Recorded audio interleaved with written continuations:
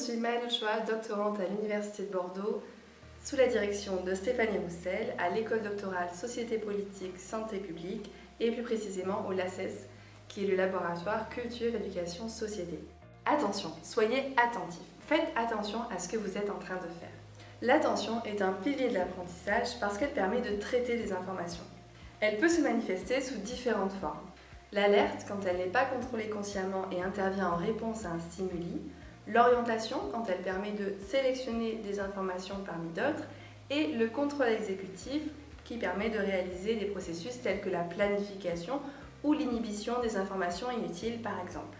L'un des rôles des enseignants est donc de capter l'attention des élèves et de la diriger vers ce qui est important. Mais plus facile à dire qu'à faire, l'attention est un concept complexe et les phénomènes qu'il sous-tend sont variés. Comment dirige-t-on sa propre attention ? Comment diriger celle des autres ? Qu'est-ce qui empêche d'être attentif et au contraire, qu'est-ce qui permet de favoriser l'attention ?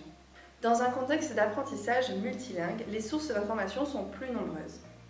Les élèves plurilingues doivent sélectionner les informations nécessaires parmi les différentes langues disponibles.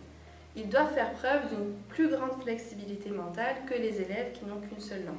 Le but de ma recherche est de tester des dispositifs didactiques censés favoriser une bonne répartition des ressources attentionnelles.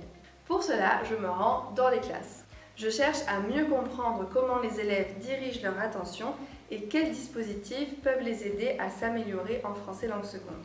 Je m'intéresse en particulier à la production écrite, qui est une activité coûteuse déjà en langue première et encore plus quand elle est réalisée en langue seconde. Peut-on utiliser toutes les langues que l'on connaît pour apprendre à écrire en français ? Est-ce qu'utiliser un modèle est efficace pour réduire la charge cognitive, favoriser l'attention et s'améliorer à l'écrit ? C'est à ces questions que j'essaie de répondre.